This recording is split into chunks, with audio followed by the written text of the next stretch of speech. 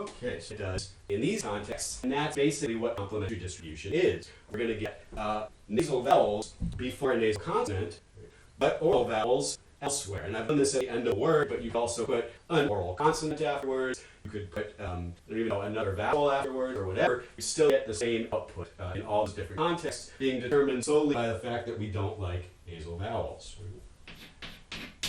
Now, the winning candidate here with the nasal vowel, pang, that's going to violate the constraint against nasal vowels, but it doesn't matter because context-sensitive markedness is higher ranked and is going to determine the value of that feature in the output. And then finally, we don't really care about the faithfulness constraint at all in this language. That's why we've ranked it low. But this one would favor preserving contrasts if it were higher ranked. In particular, for this one, we're going to need to look at the relationship between input value for the nasal feature and output value for each of the candidates. This one is minus nasal, so if it's minus nasal, we're good. But if it's plus nasal, no good.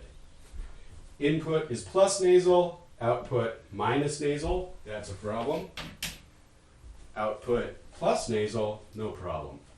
This one's oral, minus nasal. This one's minus nasal, no problem. This one's plus nasal, problem. That said, this constraint doesn't make any difference in this particular language because it's low ranked, which is what we'd expect from a language where vowel nasality is not contrastive, which it isn't here. It's allophonic. It's a complementary distribution. So that's the allophony part.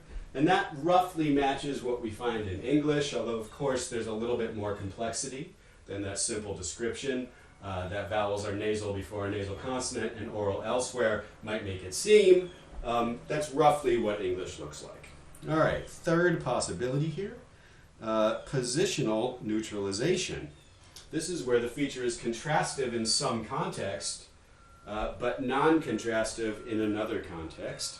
And so what would that look like here? Well, to be non-contrastive in a specific context would mean that markedness takes over in that context. In order for that to happen, you need to have context-sensitive markedness ranked above faithfulness. That's going to neutralize the contrast in this particular set of contexts.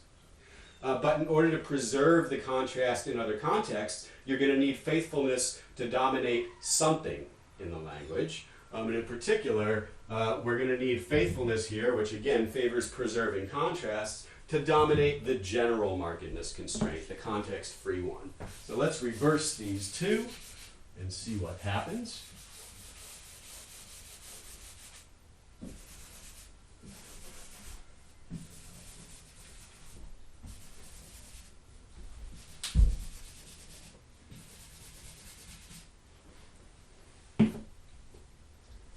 So faithfulness in the middle here.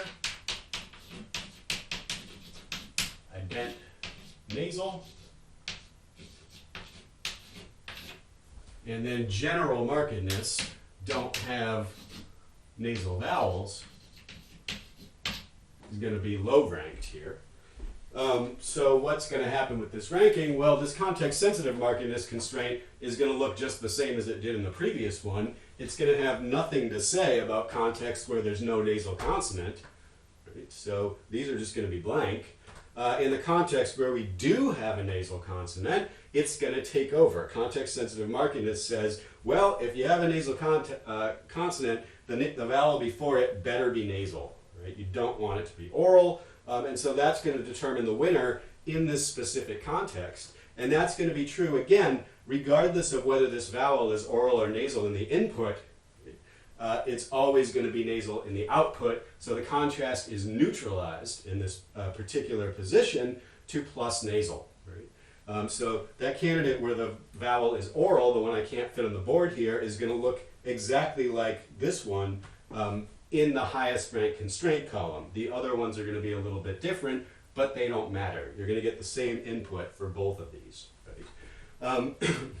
Now with regard to these guys, now what takes over next is faithfulness, which favors preserving contrasts. And so basically this is just going to say, hey, if you changed the orality or nasality of this vowel, you're out, right? So oral, oral, good.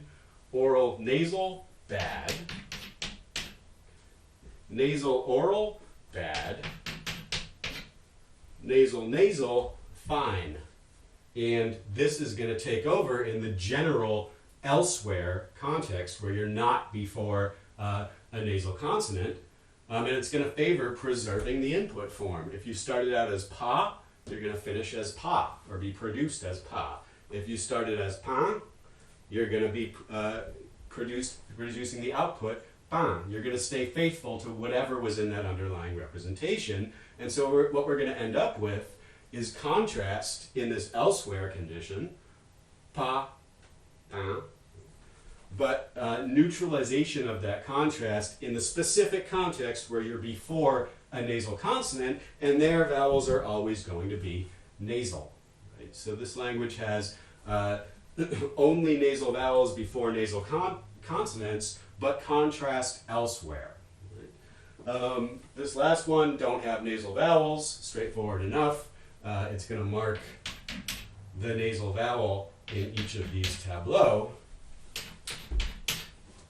But it makes no difference because it's low ranked in the language. These two constraints are going to determine the outputs in every case. So this language, one of the reasons why I didn't use this Kager example as my main example for this section, is because it's not clear to me that this typology that he gets out of these three constraints is actually the right typology. Right? So I think there are some languages in the world that pattern this way, that they have vowel nasality contrasts.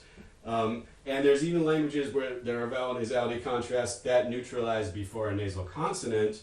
I'm not sure I know of a language where this neutralizes to nasal before a nasal consonant. So French is the language that I'm most familiar with that has vowel nasality contrasts. This part is definitely right. You get contrasts in the general case in French. But in this context, it's actually almost always the case, at least within a word, you'll find that these vowels are actually oral in French, if you're looking at a word final consonant, unless you put it before another word within a small syntactic phrase that begins with a vowel, in which case it gets kind of complicated. But in general, it's not clear to me that this particular language is really well instantiated by any particular pattern I know of, and Kager doesn't really give an example of how this would work. That said, I'm pretty sure there are some Amazonian languages that roughly conform to this pattern. I'd need to go do some research in order to figure out how accurate that is. But this is one of the reasons I didn't use this typology as my parade example. I'm not sure the typology is actually right. But in a way, in order to figure out what OT is for and what it's doing, we don't even need to know whether the typology is right yet. Of course, eventually we want to have the right theory of typology, but right now we're just trying to look at how does OT do typology, and this example absolutely illustrates that. It also maybe illustrates that typology is hard and it's easy to get it wrong, even with sensible constraints. That said, let's look at the last language here, which is full contrast, or I've called this free contrast. This one is pretty straightforward. In order for a feature to be contrastive everywhere, preserving that feature has to be the highest priority in a language. And the constraint that says preserve this feature is faithfulness. So faithfulness has to be high ranked. And once you do that, it doesn't matter how you rank the other constraints. You can rank them any way you want, but those markedness constraints are never going to be a high enough priority to cause you to change any feature values, because faithfulness is the top priority. And so they're not going to have any effect in this language, in essence. Here's the faithfulness constraint, ident nasal. Here is the context-sensitive markedness constraint. Don't have an oral vowel that's followed by a nasal consonant. And what's going to happen here? Well, in every case, this faithfulness constraint is going to fully determine the output.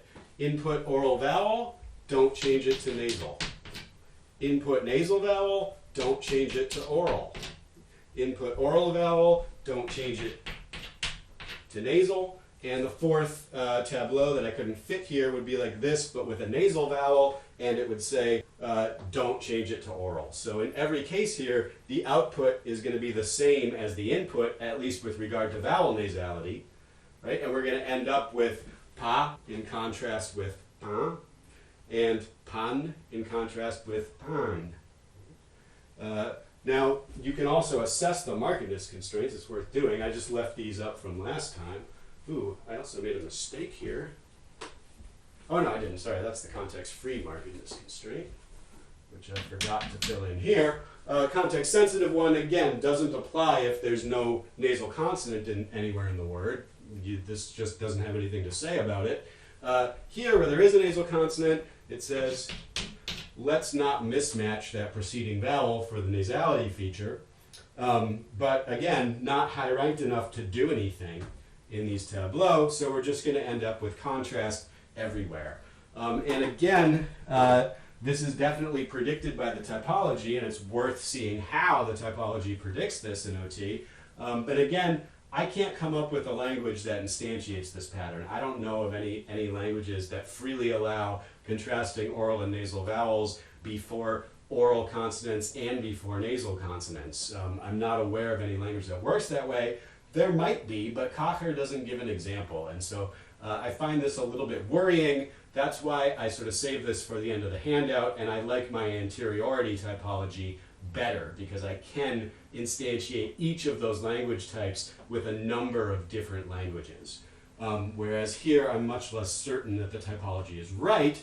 The important point for this section of the class, however, is just understanding that indeed any three constraints that have this relationship between them, where one of them, they're all referring to the same feature, right? Nasal, minus nasal, plus nasal, nasal. And we have a context-specific markedness constraint that calls for one value for that feature in a specific context. A general markedness constraint that calls for the other value of that feature in the general case. And a faithfulness constraint for the feature. Anytime you have that relationship amongst three constraints, you're going to end up with this particular typology that derives all of the phonological distributions we've looked at so far in this class. Right? So this is going to be a pretty useful property of optimality theory. And that's what this is meant to illustrate. Whether this is empirically correct for vowel nasality is a more complex matter.